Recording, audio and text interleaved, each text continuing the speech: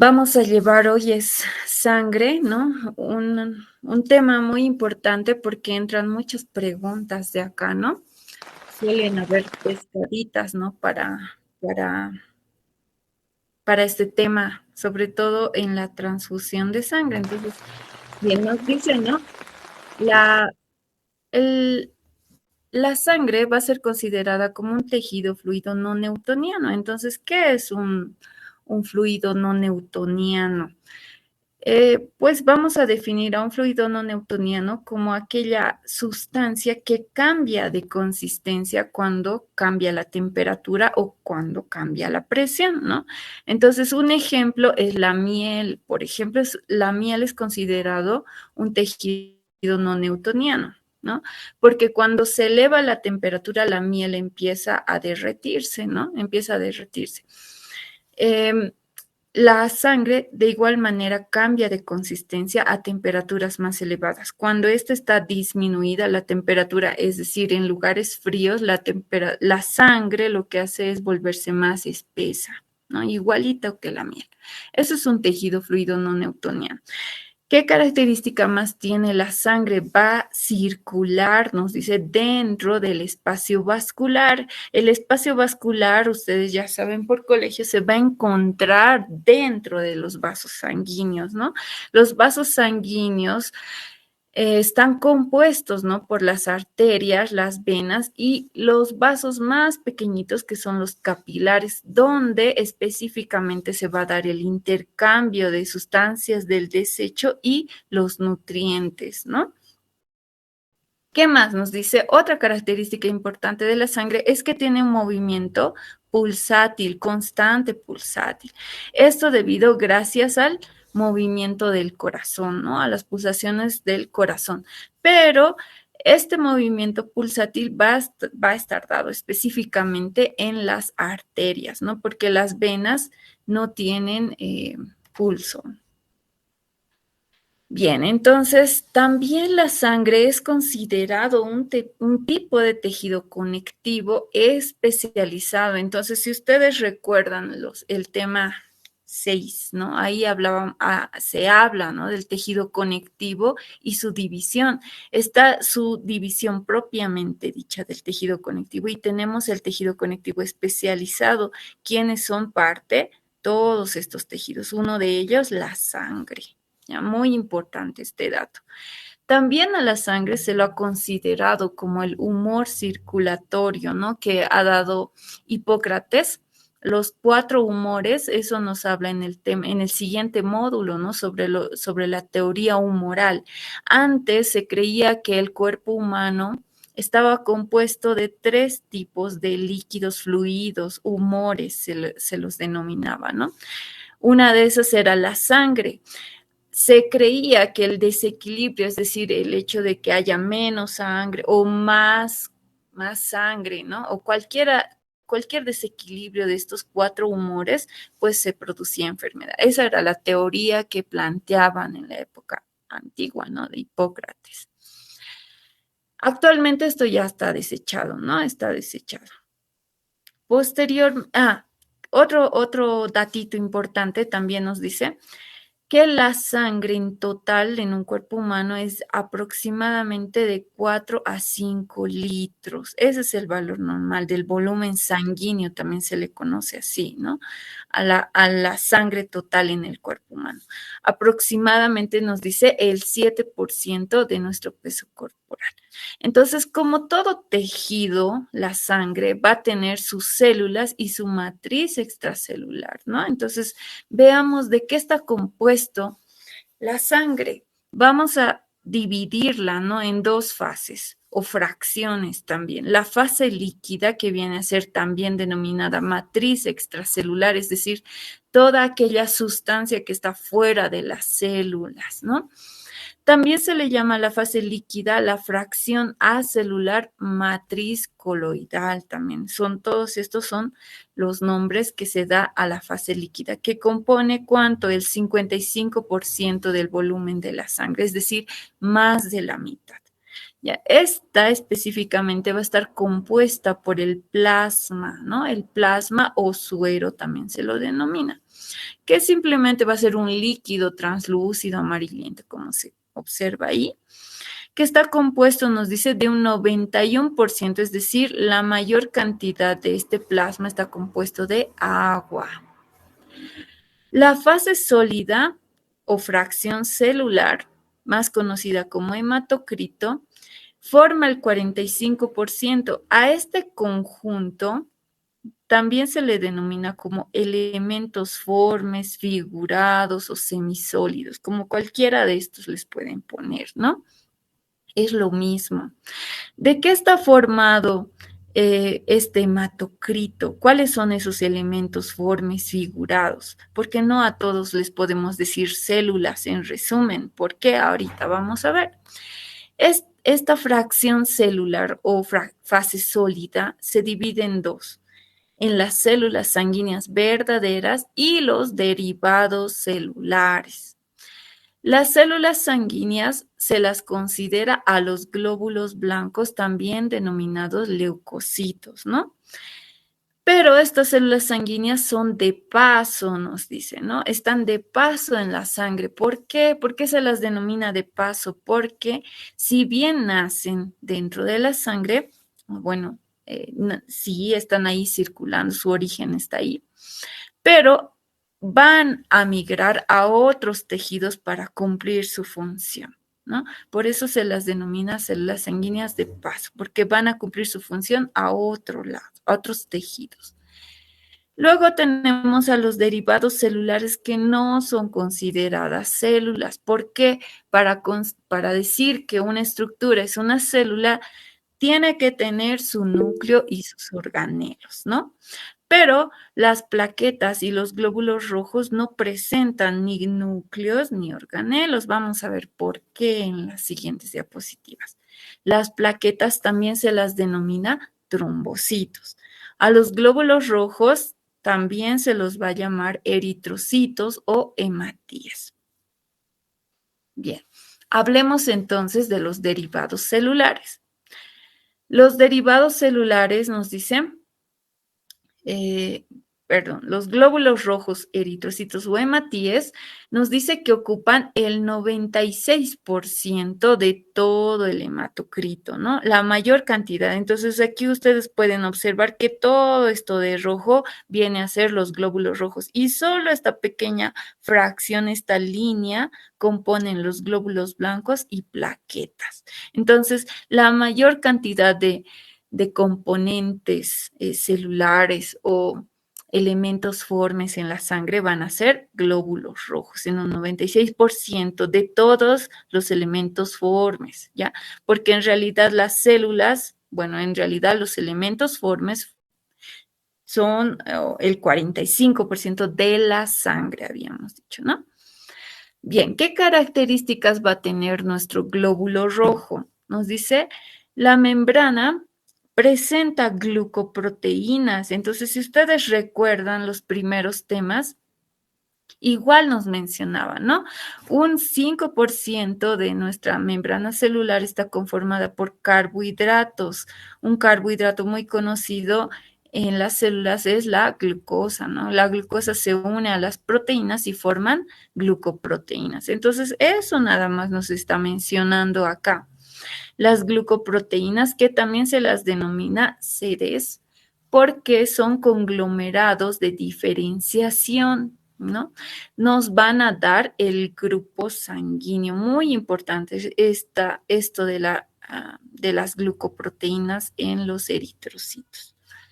Su forma, esto igual les vuelve a repetir en el primer tema, ¿no? Si lo vemos de frente a nuestro glóbulo rojo, tiene una forma discoidal o de disco, ¿no?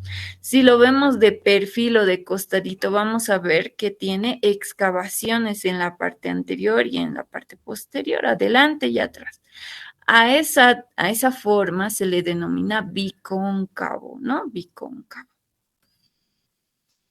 Bien, entonces habíamos dicho, los glóbulos rojos son derivados celulares porque no tienen núcleo ni organelos, ¿no? No tienen núcleo, no se los considera por eso células. Pero los glóbulos rojos, en su nacimiento, desde que se han formado, nos dicen sí han tenido organelos y sí han tenido un núcleo también. Pero ¿qué es lo que ha sucedido? Cuando ellos se han formado, han nacido, ¿no?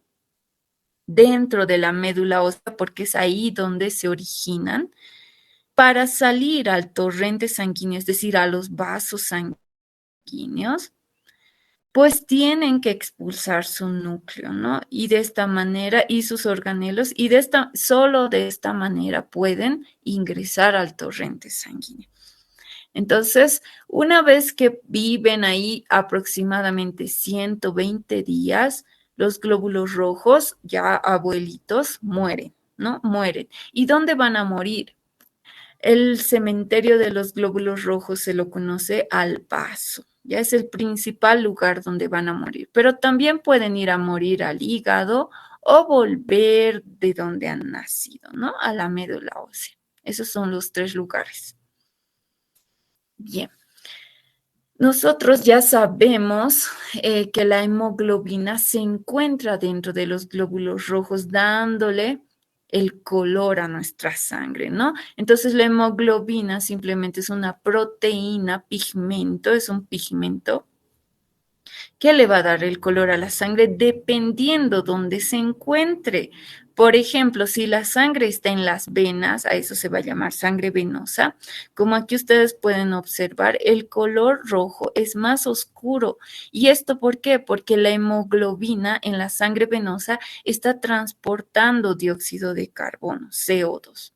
¿No? Sin embargo, en las arterias, en la sangre arterial, la hemoglobina transporta oxígeno. A eso se llama oxihemoglobina o hemoglobina oxigenada, ¿no? Entonces, el color de la sangre va a ser más brillante, rojo brillante. Importante este datito para el internado, chicos. Cuando ustedes estén en el internado, les van a exigir en emergencias y en terapia intensiva que saquen sangre arterial, porque solo en sangre arterial podemos medir bien, ¿no? De una manera fidedigna los gases en sangre, es decir, cuánto de cantidad tiene ese paciente de oxígeno y de dióxido de carbono, ¿no? Existen valores de cuánto oxígeno y CO2 tiene que existir dentro de la sangre arterial, porque la sangre arterial es quien va a ir a dejar a los nutrientes, ¿no? A nuestras diferentes células para que puedan funcionar. Si hay menor cantidad de oxígeno o hay mayor cantidad de CO2, el CO2 no puede estar en una elevada cantidad, porque si está en una elevada cantidad, pues es tóxico para nuestras células, ¿no? Entonces, muy importante que ustedes simplemente con el color ya sepan distinguir. Si ustedes sacan venosa, ese examen no sirve y es una desventaja para los estudios del paciente, ¿no? Eso otra vez tienen que pincharle al paciente, entonces hay que aprender a sacar este tipo de sangre arterial. Bien, el CO2, el dióxido de carbono, nos dice, puede estar también, no solo está transportada dentro de los glóbulos rojos por la hemoglobina, sino puede estar libre, nos dice, ¿no? En un 27% como compuestos carbodinámicos, nos dicen, ¿no? 8% libre, una menor cantidad, y 27% como compuesto carbodinámico, y el resto nos dice como bicarbonato, va a ir a formar el bicarbonato, el CO2. Esto es muy importante, este datito, porque vamos a ver más adelante que la acidez de la sangre tiene un valor, ¿no? Entonces, cuando la sangre está muy ácida, necesitamos bicarbonato. Entonces, el CO2 es quien se encarga de regular el pH, se denomina, ¿no? El pH es quien va a poder medir cuán ácida está nuestra sangre. Entonces, ¿quién regula esto? El CO2 en forma de bicarbonato.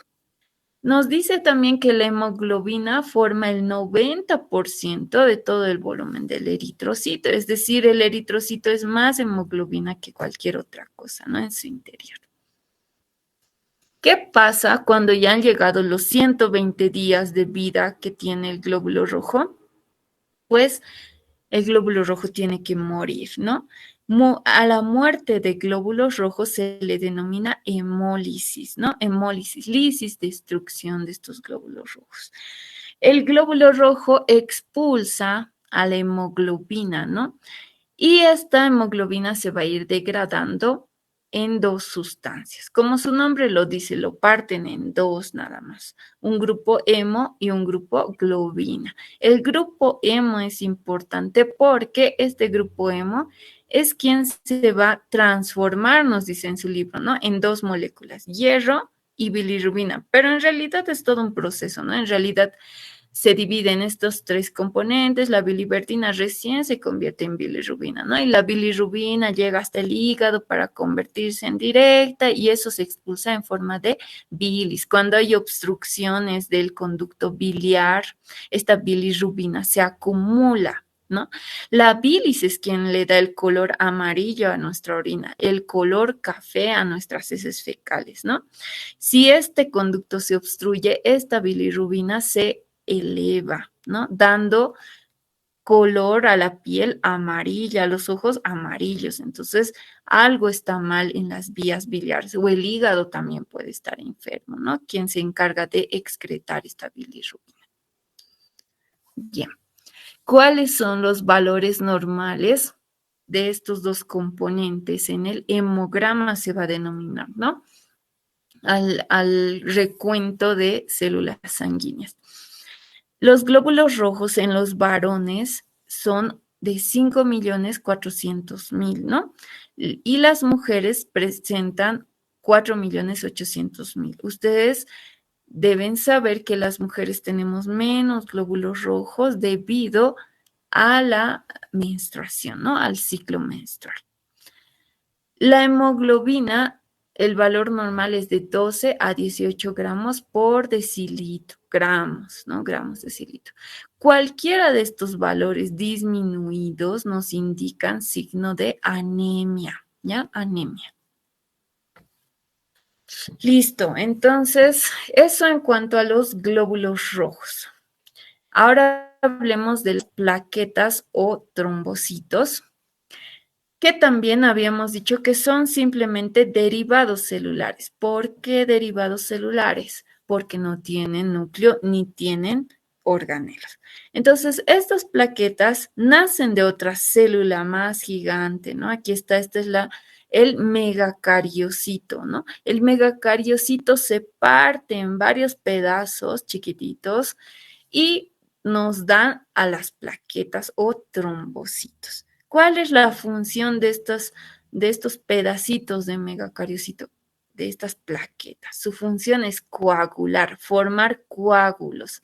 Cuando alguien forma coágulos, a eso se llama hemostasia.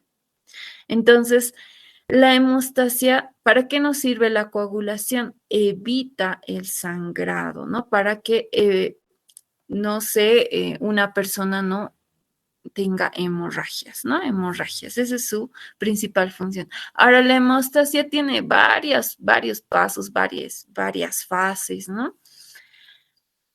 Es importante entender esto, ¿no? Miren, así de pequeñas estos derivados celulares como lo son las plaquetas cumplen una gran función.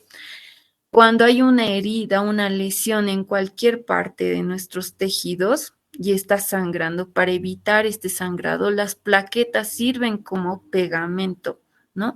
Ayudan a que varios glóbulos rojos, fibrina, diferentes tipos de fibras y células se junten en esa lesión, ¿no? Para tapar.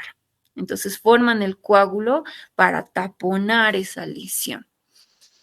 Muy importante, siempre les doy esa recomendación, ¿no?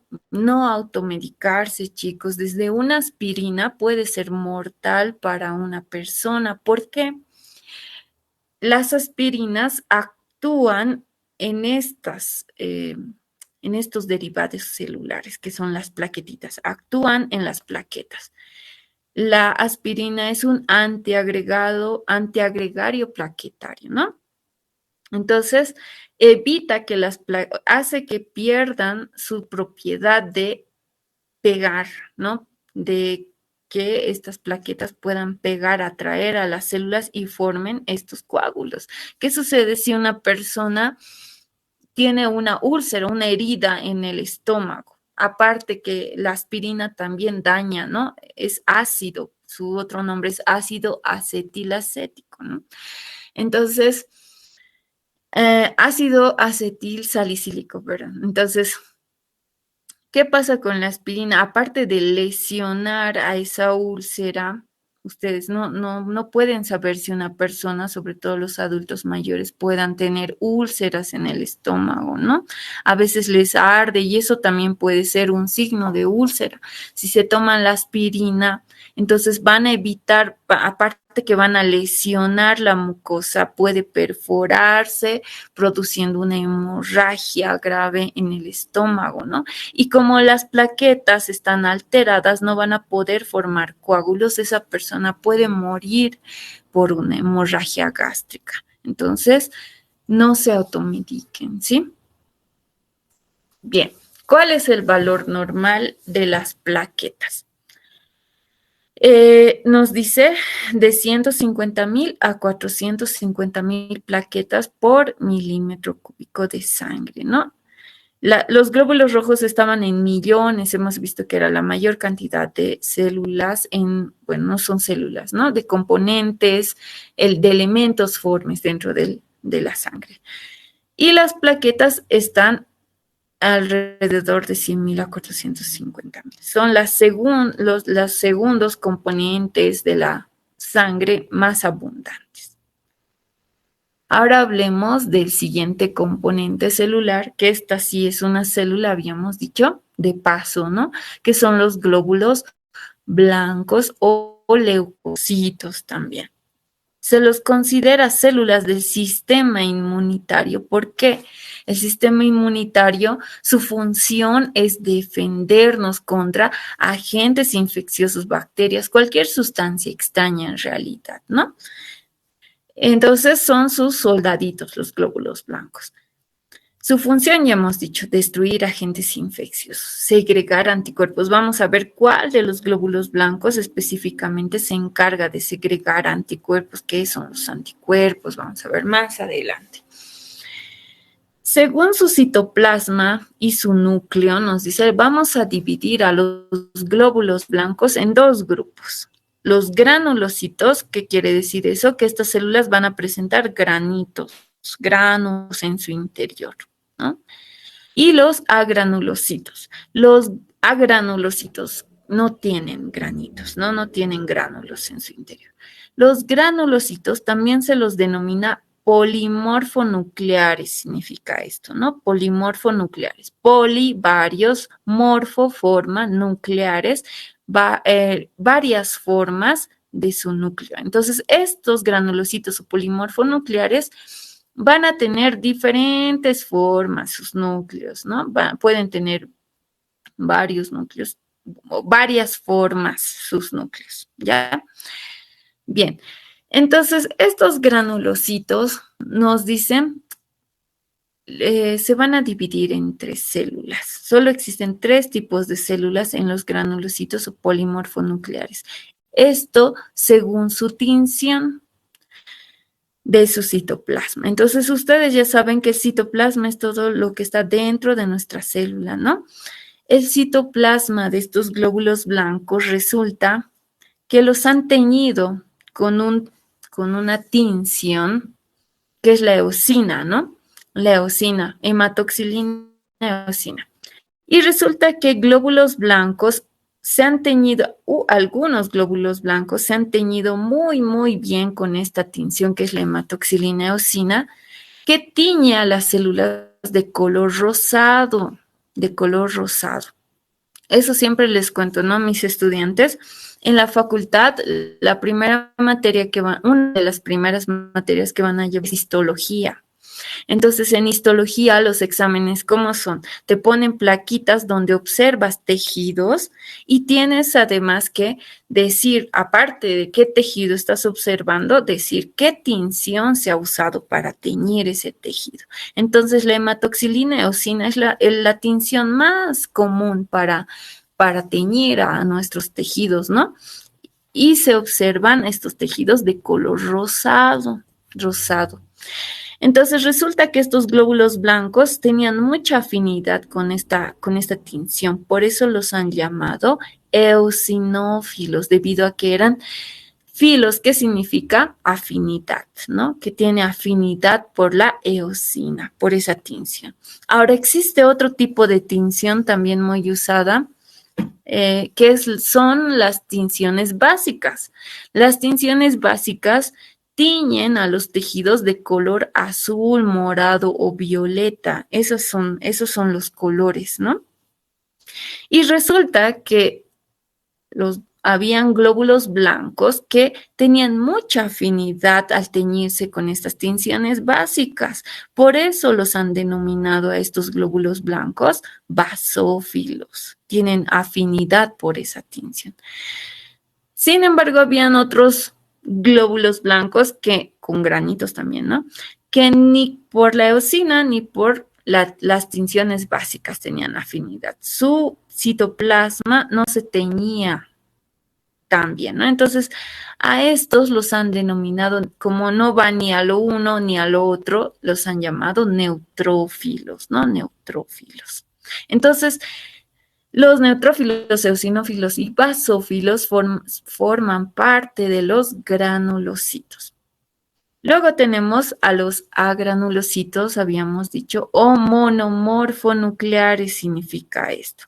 Mono, uno solo. Morfo, forma, ya hemos dicho. Entonces, estas células, estos glóbulos blancos, sus núcleos van a tener una sola forma, no varias como los polimorfonucleares, ¿no? ¿Qué glóbulos blancos, qué células están dentro de este grupo? Dos nada más, los linfocitos y los monocitos. Hablemos entonces de cada uno. Valor normal de los glóbulos blancos por debajo, miren, más poca cantidad. Los glóbulos blancos tenemos de 4.500 glóbulos blancos a 10.000 por milímetro cúbico, ¿no? O ml. Bien, ahora sí hablemos del primer grupo, que son los granulocitos, que presentan granitos, hemos dicho, o gránulos en su interior. Los neutrófilos, ¿por qué se llaman así? Porque su citoplasma se tiñe pálidamente o no se tiñe, ¿no? Su núcleo es polimorfo nuclear, por tanto, ¿qué forma va a tener? Nos dice, este núcleo puede tener 3, como aquí observamos, o hasta 5 lóbulos, unidos por estos cordoncitos que simplemente son cromatina, ¿no? Por cromatina. ¿Qué función tiene los neutrófilos? Van a fagocitar. Fagocitar, ustedes ya saben por transporte, que es comerse, ¿no? A las sustancias extrañas, pero es lo que se va a comer estos neutrófilos. Es un fagocito, ¿no? ¿Cuánto es el valor de nuestros neutrófilos? Pero dentro de los glóbulos blancos, ¿no? Nos dice, los neutrófilos forman, miren, más de la mitad, 55 a 70%. Esto se llama valor relativo, ¿no?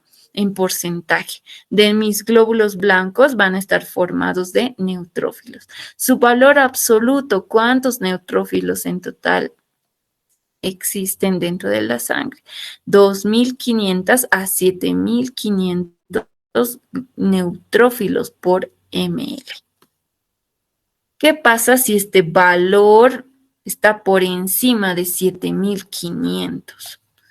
Nos puede indicar que hay inflamación, ¿no? Inflamación o alguna infección. Esos dos datitos, ¿no? ¿Qué sucede con la siguiente célula?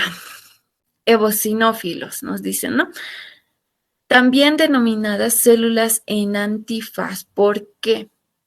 El núcleo tiene dos lóbulos que están unidos por este cordón que es la cromatina, ¿no? Que forman, nos dicen, ¿no? A manera de gafas o un antifaz en nuestro eosinófilo. Su citoplasma ya saben cómo es rosadito, por eso se llama eosinófilo, ¿no?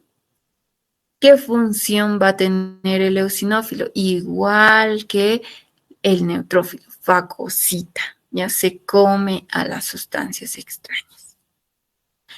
¿Cuál es el valor normal de los eosinófilos? Nos dice el relativo en porcentaje forman, miren, poquito, ¿no? De 1 a 4% forman de los glóbulos blancos. Y en células de 50 a 500.000 eosinófilos existen por ml. ¿Qué sucede si este valor está elevado? Nos puede indicar que esa persona tiene algún parásito en su interior, ¿no? También nos indica alergias, ¿no? Alergias o asma. Entonces, pero principalmente las parasitosis son diagnosticadas por una elevación de los eosinófilos, ¿ya? Una elevación de este valor por encima de 500. Bien, entonces el siguiente granulocito va a ser los basófilos, ¿no? Ya sabemos por qué se llama así, por su citoplasma, ¿no? Su núcleo, nos dice, está cubierto de gránulos. Estos gránulos son acá importantes en los basófilos porque segregan estas dos sustancias. Estos gránulos en su interior presentan heparina que ayuda también a la coagulación y la histamina que va a ayudar a la inflamación. Entonces, cuando ustedes se golpean en cualquier lugar, ¿no? De su cuerpo, estos basófilos van a ir corriendo a secretar esta histamina para darle los signos de la inflamación a ese lugar, para que se hinche, que suba, que se vuelva rojo ese lugar, aumente la temperatura, ¿no? Ese lugar que se vuelva caliente. Entonces, basófilos, gránulos, heparina e histamina. Ya importante, 2 H's. ¿Cuál es el valor normal de los basófilos? 0,2 a 1,2%, ¿no? Entonces, poquito, ¿no? Es más poquito, aquí está en orden, ¿no? Poquitos basófilos existen. En valor absoluto, 0,1 a 0,5, ni siquiera una célula, un basófilo entero, ¿no? Se puede encontrar por cada ml de sangre. Listo, entonces esos son los granulocitos. Ahora hablemos de los agranulocitos. Solo 2 células hemos dicho que existen, ¿no? En los agranulocitos tenemos a los monocitos, que nos dicen, ya hemos dicho, se llaman monomorfonucleares porque su núcleo tiene una sola forma, ¿no? Entonces su núcleo acá en los monocitos tiene forma de riñón, nos dicen, ¿no? Y de la misma manera que los granulocitos, su función va a ser macrófagos, va a ser transformarse en macrófago, es decir, fagocitar, fagocitan. También se los denomina histiocitos a estos macrófagos, ¿no? En ciertos tejidos. Entonces, los monocitos forman el 2 a 8% de los glóbulos blancos, un poquito más que los eosinófilos, ¿no? Entonces existen 150 a 900 monocitos por milímetro cúbico.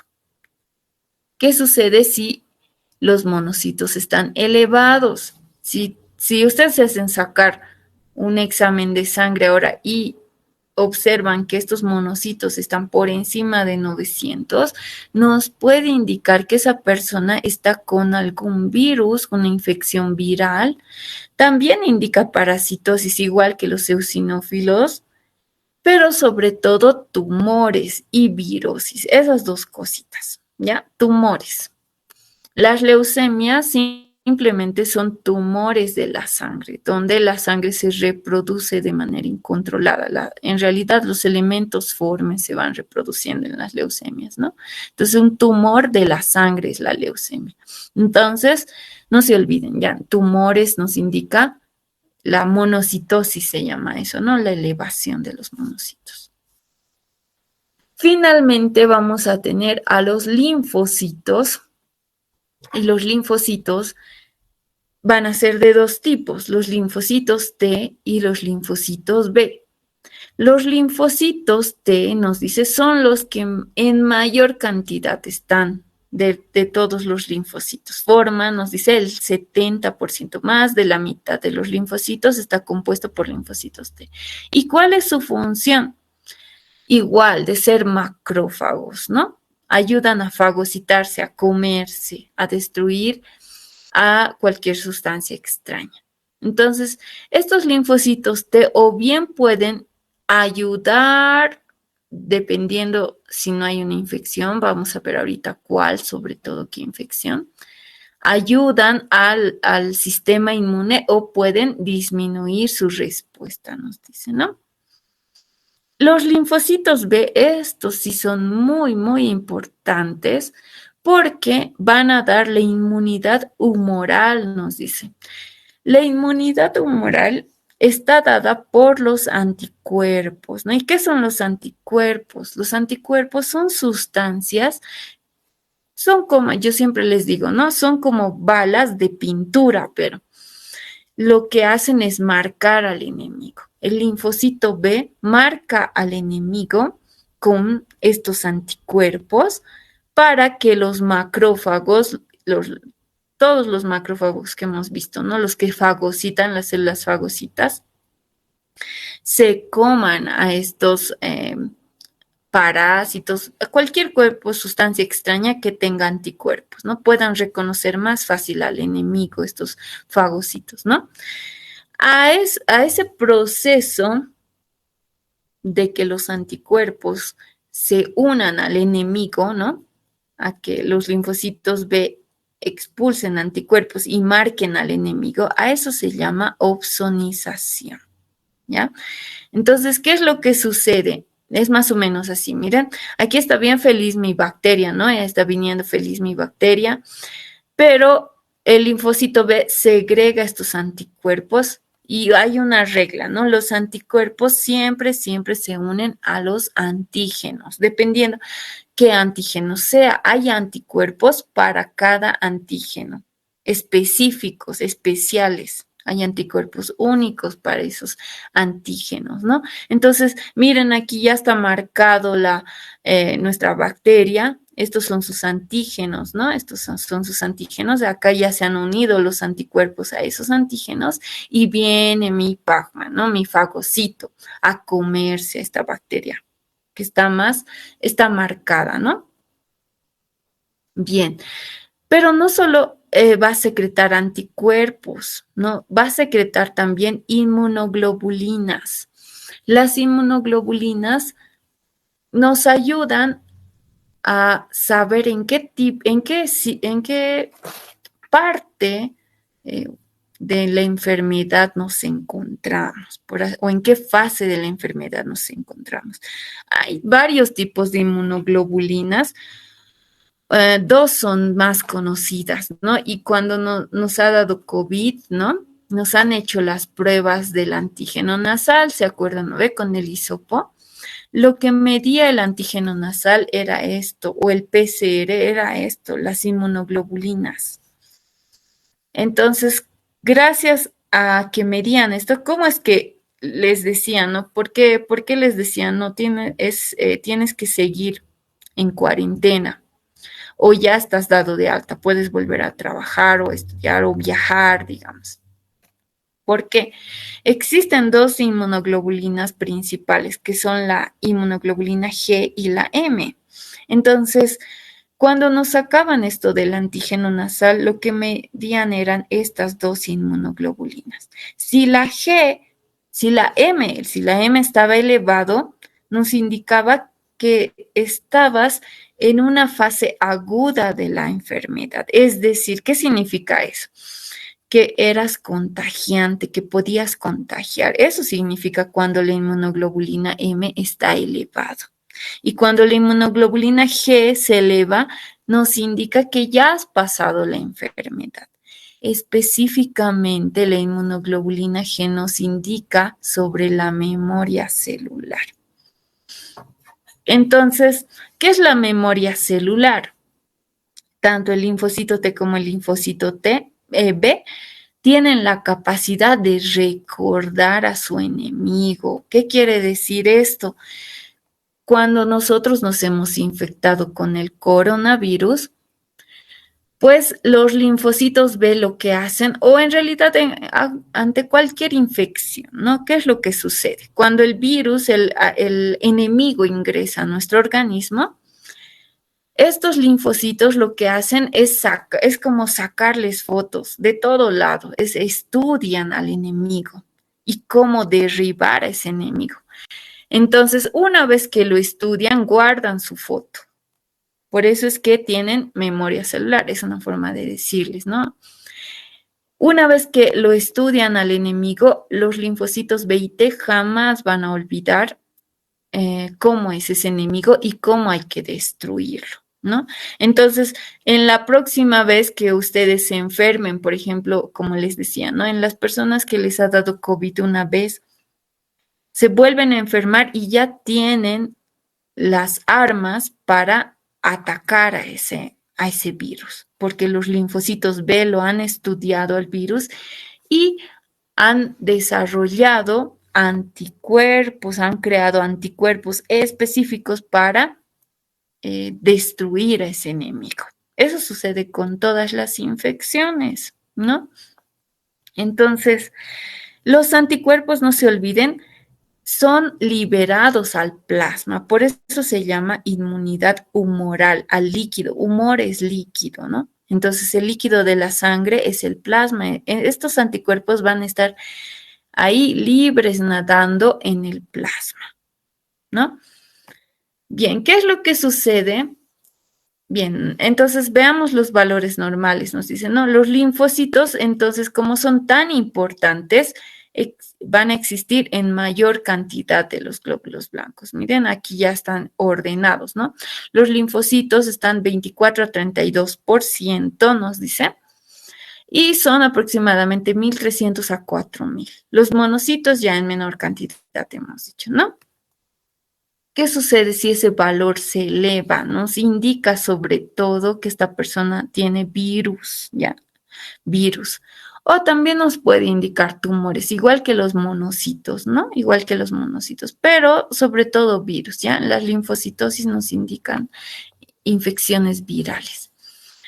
¿Qué sucede si este valor está disminuido? Nos puede indicar inmunodeficiencias, como lo da este famoso virus que es el VIH, ¿no? Por eso se llama así el VIH, virus de la inmunodeficiencia humana. Sobre todo va a atacar a estas células, va a atacar el VIH.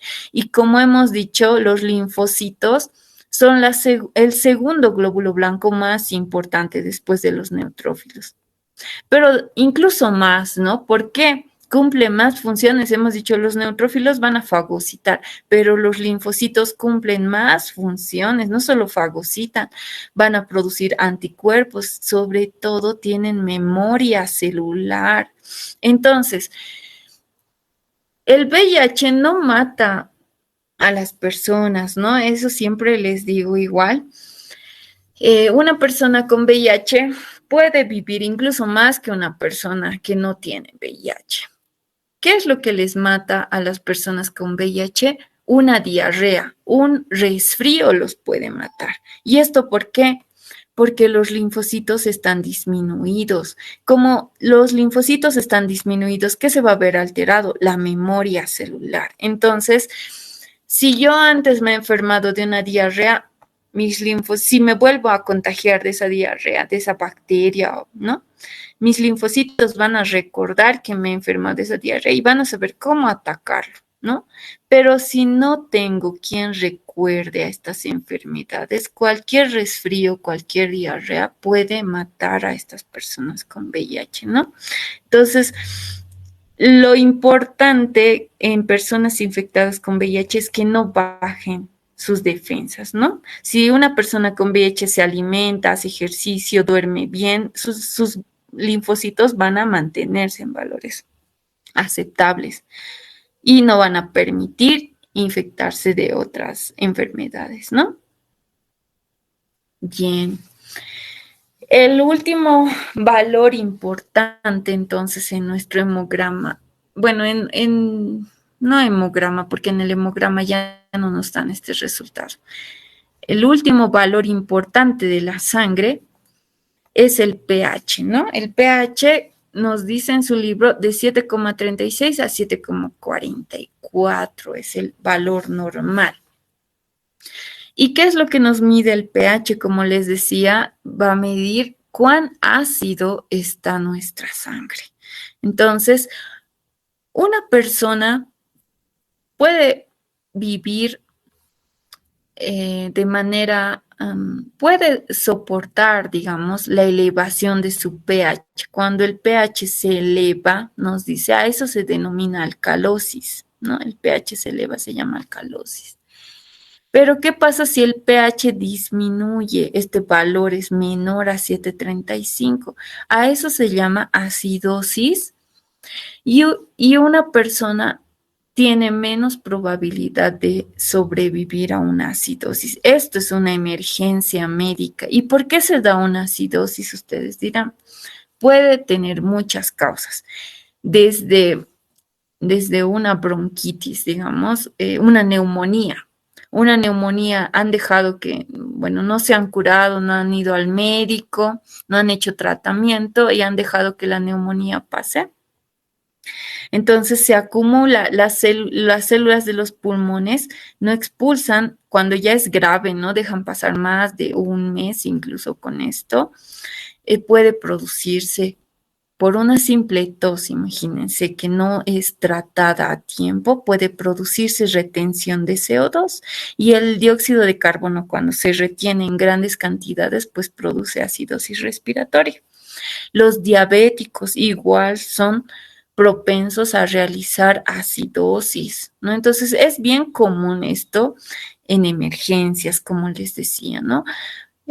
Todos los días, incluso 2, 3 veces al día se va midiendo en sangre arterial, es importante saber cuánto está el pH de la sangre arterial para saber si mi paciente está con alcalosis o acidosis. Si está en acidosis, entonces rápido hay que actuar con bicarbonato, ¿no? Antes que el paciente se muera.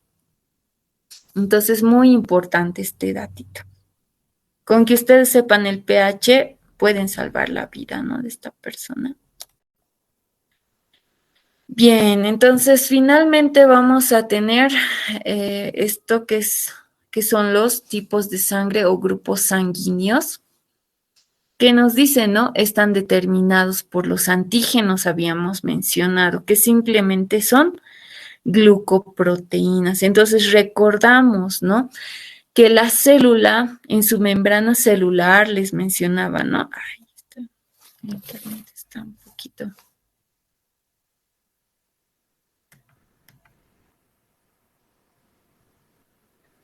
Ya, entonces, en la membrana celular, si ustedes recuerdan, en su composición molecular, habíamos dicho, bueno, en realidad en su libro está, ¿no? Ustedes tendrían que haber leído esta parte. Esto es un dato muy importante, que los carbohidratos forman el glucocáliz, ¿ya? Que simplemente es el conjunto de... no sé por qué no carga esto, a ver.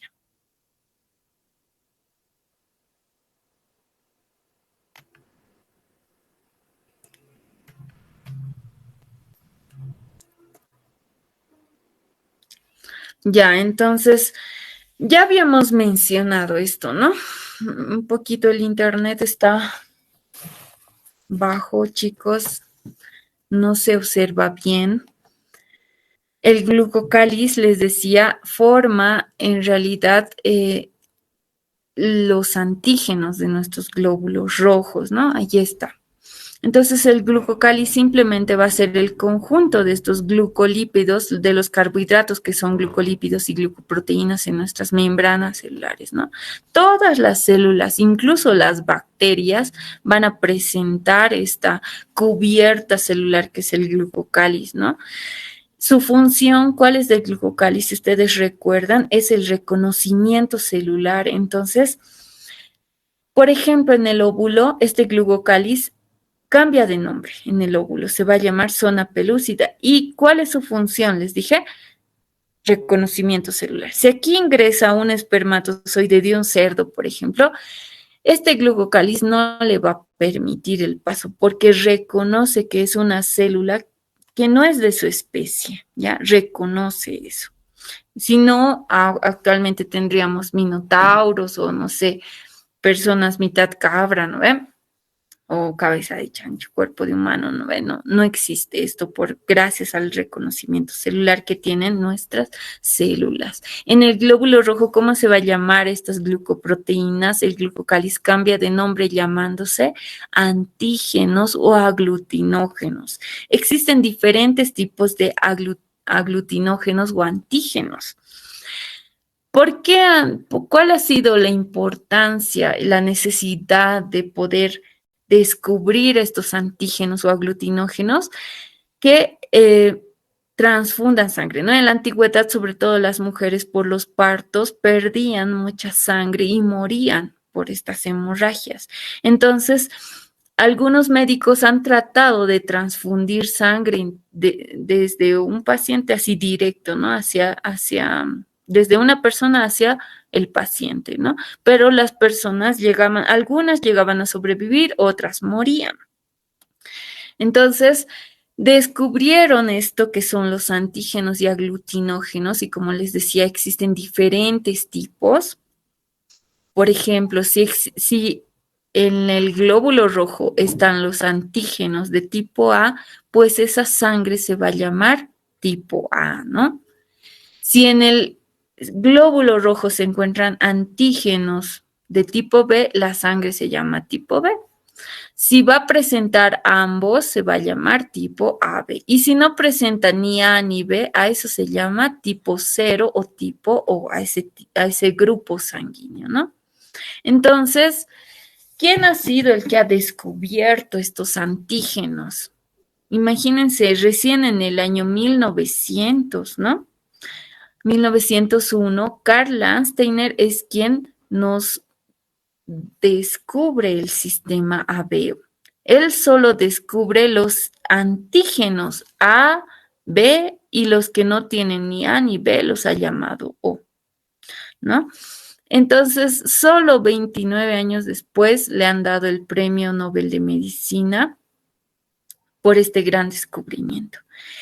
También ha descubierto lo que es el sistema RH. ¿Y en qué consiste el sistema RH? En que estos glóbulos rojos tengan estas glucoproteínas llamadas RH. Y si tiene, se llama a la sangre RH positivo.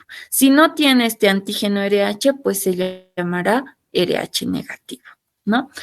Entonces, como ya les había mencionado, la importancia de los grupos sanguíneos es para la transfusión, ¿no? La transfusión. Ahorita vamos a ver cuáles son los grupos sanguíneos que se pueden recibir, cuáles se pueden transfundir, cuál es universal, ¿no?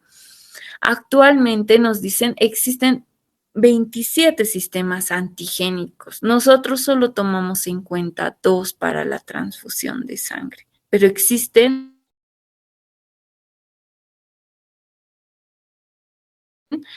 27 que pueden incluso funcionar como una huella digital de cada persona. Una persona no tiene los mismos higiénicos, aunque sea su gemelo, ¿no? Entonces, combinando el sistema ABO y el sistema RH, tenemos todos estos tipos de sangre, ¿no? A positivo, A negativo, todos tienen RH positivo e negativo en el sistema ABO, ¿no? Ahora, en la actualidad se separa a la sangre de los donantes. Cuando se dona sangre, lo que hacen es separarlo en diferentes paquetes. No se olviden que teníamos plasma en la sangre, teníamos glóbulos rojos, blancos, plaquetas, ¿no? Entonces, los donantes cuando donan su sangre se van a separar en paquetes de plasma. El plasma va a ir a un paquete. Los glóbulos blancos, las plaquetas van a ir a otro. Los glóbulos rojos a otro paquete. Al concentrado de glóbulos rojos se llama paquete globular, ¿ya? Entonces, los donantes generalmente para hemorragia se va a donar esto, ¿no?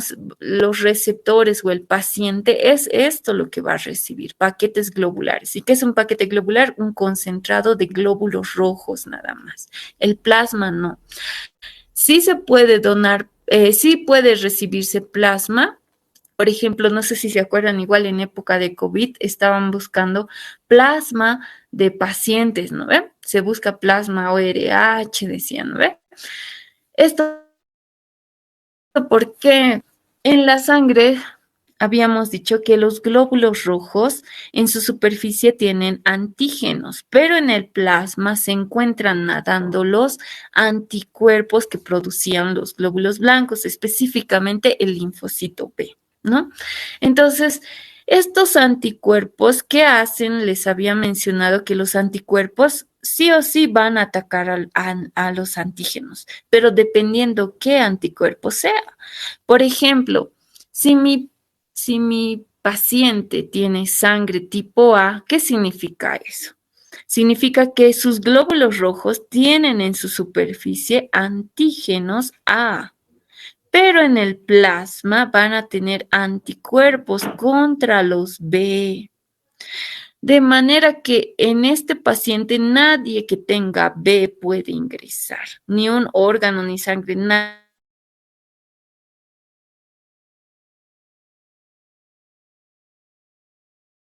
que tenga los glóbulos blancos y los liberan aquí al plasma.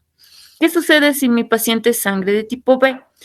Significa que tiene mi glóbulo rojo antígenos B, pero en el plasma va a tener anticuerpos contra los A. Por tanto, mi paciente no puede recibir nada que tenga A. ¿Qué sucede con las personas que tienen sangre de tipo AB? ¿Qué significa? Que los glóbulos rojos tienen antígenos A y B, pero no forman ningún anticuerpo. Estos glóbulos rojos no forman ningún anticuerpo porque si formaran cualquiera de estos anticuerpos, pues atacarían a estos antígenos, ¿no? Atacarían. Por eso no forman ningún anticuerpo estos pacientes. ¿Y qué sucede con los pacientes que tienen sangre de tipo O sangre cero, que es la más común en Bolivia, ¿no ve? ¿Qué significa? Que mi glóbulo rojo no tiene ni antígeno A ni antígeno B, ninguno de los dos. Por tanto, en el plasma van a existir anticuerpos que van a atacar a los antígenos A, y anticuerpos contra los B. Listo. Entonces, cuando mi paciente, entendido esto, muchachos, a mi paciente les pueden dar esto en el examen como preguntas, así que tienen que tener cuidado. Ha habido en exámenes pasados preguntas como tu paciente o su receptor, el receptor es sangre de tipo A, ¿de quién recibe sangre? Dicen, ¿no? Entonces les van a poner inciso A, paciente con ORH positivo, digamos, o negativo, A positivo, así les ponen incisos. Y ahí ustedes tienen que saber de quién va a recibir. Como les había dicho, el donante solo va a donar glóbulos rojos, ¿ya? Solo vamos a utilizar sus glóbulos rojos de este donante cuando hablamos de transfusión sanguínea, ¿ya? De transfusión sanguínea. Y el receptor no podemos separar, sí o sí va a tener su plasma y su glóbulo rojo en su interior, pues, ¿no? En su cuerpo, en su organismo. Entonces, para que ustedes puedan resolver estos casos, clave que sepan qué anticuerpos produce su paciente.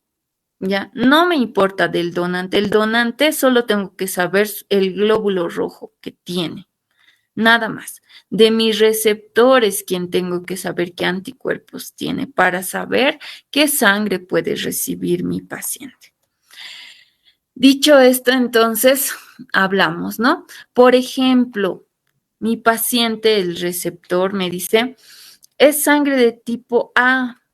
Por tanto, ¿de quién podrá recibir sangre? Aquí nos dice, obviamente, de su mismo tipo, de su mismo tipo de A, ¿no ve? Puede recibir. Eso de ley tienen que saber, de su mismo tipo, obviamente. Pero también pueden recibir del tipo O, ¿ya? ¿Por qué del tipo O? Porque, ya les he dicho, el donante solo va a donar estito, su glóbulo rojo, no va a donar plasma, solo el glóbulo rojo. Entonces, mi paciente es tipo A. ¿Y qué anticuerpos produce? Esto es lo que tienen que preguntarse, les he dicho. Produce anticuerpos contra los B. Entonces, nada que tenga B puede recibir. ¿Por qué no va a recibir del grupo B? Porque tiene antígeno B. Este anticuerpo va a ir a atacar estos antígenos B. ¿Por qué no puede recibir del grupo AB? Porque si bien tiene A, es decir, de su mismo tipo, ¿no? Del glóbulo del tipo A, tiene también en su superficie antígenos B. Entonces, este anti-B va a ir a atacar igual a esta célula, así que no puede recibir nada que tenga B. Sin embargo, el grupo O no tiene ni A ni B. Entonces, este anti-B no va a poder atacarlo. Por eso, una persona que sangre de tipo A puede recibir glóbulos rojos de un grupo O. Lo mismo con la sangre de tipo B, ¿no? En la sangre de tipo B puede recibir de su mismo tipo, pero también del O, ¿no?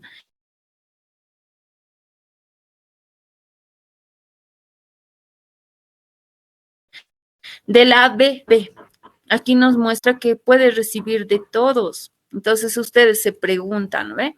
¿Qué anticuerpos produce mi paciente? Ninguno. Como no tiene armas para atacar a los demás, puede recibir de toditos. Los glóbulos rojos de cualquiera puede recibir, ¿no?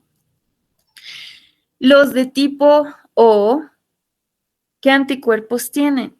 Como no tienen antígenos en su superficie, hemos dicho que el tipo O, aquí está, ¿no? El tipo O va a producir anticuerpos contra los A y contra los B. Entonces no puede recibir nada que tenga A ni nada que tenga B. Por tanto, si mi paciente es grupo O, solo puede recibir glóbulos rojos del mismo tipo, grupo O. Listo. Ahora, no solo les van a poner, puede que no les pongan casos así de simples, sino con el sistema RH junto, ¿no? Si tu paciente es A positivo, ¿qué es lo que recibe? Si tu paciente es A negativo, ¿de quién va a poder recibir sus glóbulos rojos? ¿De qué donante? El donante, no se olviden, vamos a necesitar para la transfusión sanguínea solo sus glóbulos rojos, no me importan los anticuerpos, porque no estamos transfundiendo plasma. En el plasma están los anticuerpos que destruyen. Ya, entonces, clave para que, aquí da miedo, ¿no? Toda esta tabla, pero no se asusten con que ustedes sepan qué anticuerpos produce tu receptor o tu paciente, pues vas a poder resolver quién va a ser tu donante de glóbulos rojos, obviamente, ¿no? Bien, entonces, hablando de transfusión sanguínea, nos dice, es decir, que el donante solo esté donando glóbulos rojos, nos dice que los O negativo, la sangre O negativa, puede donar a quien sea, miren, puede donar a quien sea. Por eso se lo denomina donador universal a los que tienen sangre O negativo. Y a los que pueden recibir de quien sea glóbulos rojos, se lo denomina receptor universal, que es AB positivo, ¿no? El tipo de sangre. Bien, generalmente hacemos ejercicios, ¿no? Que la clase sea más participativa cuando estamos en clase. pero como no tenemos mucho tiempo, pues hemos tratado de ir rápido. Espero que la clase les haya servido y